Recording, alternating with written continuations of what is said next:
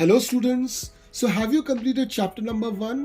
Chapter number 1 में हमने पढ़ा था about integers. We have seen the properties of addition, subtraction, multiplication and division of integers. आज हम स्टार्ट करने वाले हैं chapter number 2, fractions and decimals. और आज के सेशन में जो रहेगा पार्ट 1 ऑफ चैप्टर 2, हम पढ़ेंगे how can we multiply a fraction by a whole number. So let us start. तो सबसे पहले तो जान लिया जाए फ्रैक्शन होता क्या है. तो अगर मैं आपको डेफिनेशन बताऊं तो डेफिनेशन इस तरह से है: a fraction is a mathematical representation of a part of a whole or a ratio between quantities. It is expressed as one number जिसको हम बोलते हैं numerator divided by another number जिसको हम लोग बोलते हैं denominator separated by a horizontal line. Numerator represents a number of parts considered and denominator represents the total number of equal parts the whole is divided into. अब fractions तीन तरह के होते हैं. पहला है proper fraction. जब न्यूमरेटर डिनोमिनेटर से छोटा हो उसको हम लोग बोलते हैं प्रॉपर फ्रैक्शन. जैसे 2/5, यहाँ पे 2 5 से छोटा है, सो ये प्रॉपर फ्रैक्शन है. अगला है improper fraction when the numerator is greater than the denominator. Example 7/4, यहाँ पे 7 4 से बड़ा है, hence it's an improper fraction. अगला है मिक्स फ्रैक्शन, जहां पे एक प्रॉपर फ्रैक्शन भी रहेगा और साथ में एक होल नंबर भी रहेगा. जैसे 1 3/4, यहाँ पे 3/4 इज द फ्रैक्शन और ये प्रॉपर फ्रैक्शन है, जबकि 1 इज द होल नंबर. सो ये हो गया एग्जांपल फॉर मिक्स फ्रैक्शन. तो चलिए अब देखते हैं कि एक फ्रैक्शन को एक होल नंबर से कैसे मल्टीप्लाई किया जाता है. तो हमेशा याद रखिए, to multiply a whole number with a fraction we multiply the whole number with the numerator by keeping the denominator same. यानी कि आपको होल नंबर को न्यूमरेटर के साथ मल्टीप्लाई करना है, डिनोमिनेटर बिल्कुल छूना भी नहीं है. चले आइए पेज नंबर 20 पर, जहां पे फिगर 2.1 दिया हुआ है. यहां पे देखिए जो सर्कल बना हुआ है इसमें 4 पार्ट्स है, जिसमें से एक पार्ट शेडेड है. तो अगर मैंने आपको पूछ लिया कि शेडेड पोर्शन कितना है फ्रैक्शन में बताइए, तो आप क्या बोलोगे? एक पार्ट शेडेड है तो 1 लिखोगे एज न्यूमरेटर, उसके बाद स्लैश लगाओगे और फिर कितने पार्ट्स बने हैं? 4 पार्ट्स, तो यू लिखोगे 4. अब इस तरह के अगर 2 सर्कल्स आप एक दूसरे के साथ जोड़ देते हो तो कितना पोर्शन शेडेड होगा?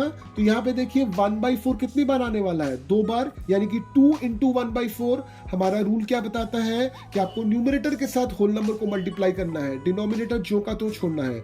यानी कि 2 × 1 विच इज 2, और नीचे /4 है तो /4 रहने दीजिए. तो आपका आंसर बन जाता है 2/4. ऑब्वियसली यहाँ पे न्यूमरेटर और डिनोमिनेटर में कॉमन फैक्टर्स हैं, तो कॉमन फैक्टर्स को अगर आप स्ट्राइक आउट कर देते हो तो 2/4 आपका क्या बन जाता है? 1/2, यानी कि सर्कल का आधा. अब चले आइए फिगर 2.4 पर. बहुत ध्यान से देखिए, शेडेड पोर्शन इसमें क्या है? 1/4. अब 3 ऐसे फिगर्स को हम जोड़ रहे हैं, यानी कि 3 शेडेड पोर्शंस को जोड़ रहे हैं, यानी कि 3 × 1/4 तो इक्वल टू कितना बनेगा? 3/4. सिमिलरली आप देखिए फिगर 2.5 पे शेडेड पोर्शन कितना है? 2/9. आप 3 शेडेड पोर्शन वाले पिक्चर्स को जोड़ रहे हो तो कितना होगा? 3 × 2/9 विच इज 6/9. तो यहां पे जितने भी केसेस हैं हमने देखे कि होल नंबर को हमने न्यूमरेटर के साथ मल्टीप्लाई किया, डिनोमिनेटर को जो का त्यों रहने दिया. चले आइए पेज नंबर 22 पे, जहां पे दिया हुआ है ट्राई दीज. तो यहां पे इस क्वेश्चंस को आप खुद से सॉल्व कीजिए. अब मान लीजिए मैंने आपसे पूछा 3 × 2 5/7 कितना होता है. तो यहां पे देखिए 2 5/7 ये मिक्स फ्रैक्शन है, तो इसको पहले हम इम्प्रॉपर फ्रैक्शन में कन्वर्ट कर लेते हैं. तो 2 5/7 का मतलब होता है 2 × 7 + 5, और इस पूरे के नीचे 7, यानी कि 19/7. तो अब अगर आप लिखते हो 3 × 19/7, वो आपका कितना निकलता है? 57/7. यानी कि याद रखिए, अगर आपको मिक्स फ्रैक्शन दिया हुआ है तो मल्टीप्लिकेशन करने से पहले उसको इम्प्रॉपर में चेंज करना पड़ेगा. अब यहाँ पे आंसर जो है आपका 57/7 है, ये इम्प्रॉपर है. आप इस तरह से इसको नहीं छोड़ सकते, इसको वापस से आपको मिक्स में कन्वर्ट करना पड़ेगा. तो इसको मिक्स में कन्वर्ट करोगे तो आपको आंसर मिल जाएगा 81/7. अब यहाँ पे कुछ ट्राइडीज दिए हुए हैं. इन ट्राइडीज से चलिए हम एक को सॉल्व कर लेते हैं. तो हम करेंगे सपोज तीसरा वाला सॉल्व. तो यहाँ पे लिखा हुआ है 2/5 ऑफ 25. ऑफ का मतलब होता है मल्टीप्लीकेशन. यानी कि 2/5 इंटू 25, तो 2 के साथ 25 को मल्टीप्लाई कीजिए, बनता है 50/5। तो 50 को 5 से डायरेक्ट डिवाइड कर दीजिए, आंसर कितना निकलेगा आपका 10। तो बाकी दोनों को खुद से सॉल्व कीजिए। चले आते हैं एग्जाम्पल नंबर 1 पे, जो दिया हुआ है पेज 23 पे। In a class of 40 students, 1/5 of the total number of students like to study English. 2/5 of the total number of students like to study mathematics and remaining students like to study science. अब 3 questions हैं। How many students like to study English? कैसे निकालोगे? Total class की strength कितनी है? 40, जिसमें से 1/5 want to learn English। तो अब निकालिए 1/5 of 40, यानी कि 1/5 into 40। तो 40/5 निकलता है। 40/5 मतलब 40 को 5 से डिवाइड कीजिए, कितना आता है? 8 आ जाता है। ठीक उसी तरह से नंबर 2 है, how many students like to study mathematics. तो यहाँ पे क्या दिया हुआ है? 2/5। तो आप कीजिए 2/5 इंटू 40।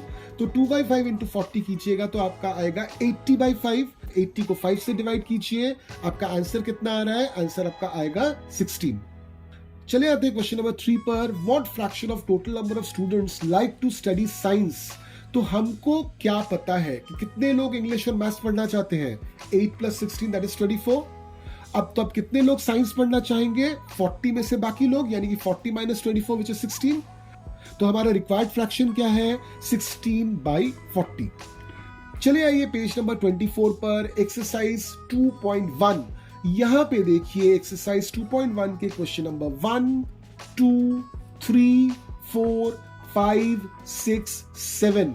ये सभी के सभी क्वेश्चंस काफी आसान है। अभी हमने जो कॉन्सेप्ट पढ़ा बिल्कुल उस पे बेस्ड है। इनको खुद से सॉल्व कीजिए। चले आएंगे हम क्वेश्चन नंबर 8 को सॉल्व करने के लिए। तो क्वेश्चन नंबर 8 हमको बोलता है, Vidya and Pratap went for a picnic. Their mother gave them a water bottle that contained 5 litres of water. यानी कि वाटर बॉटल में कितना पानी है? 5 लीटर्स।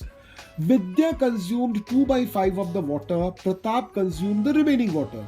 अब 2 सवाल है। पहला सवाल है, how much water did Vidya drink. तो हमारे पास कितना पानी था? 5 लीटर। विद्या ने कितना कंज्यूम किया? 2/5। तो विद्या ने कितना पानी पिया? यानी कि विद्या ड्रैंक 2/5 इंटू 5। 2 को 5 के साथ मल्टीप्लाई कीजिए, आ जाता है 10/5। तो 10 को 5 से डिवाइड कीजिए, आ जाएगा आपका answer 2 litre. Number 2, Pratap drank how much. तो प्रताप ने कितना पिया? 5 लीटर से जो बाकी रहा उसको पिया। तो Pratap drank 5 - 2 which is equals to 3 litre.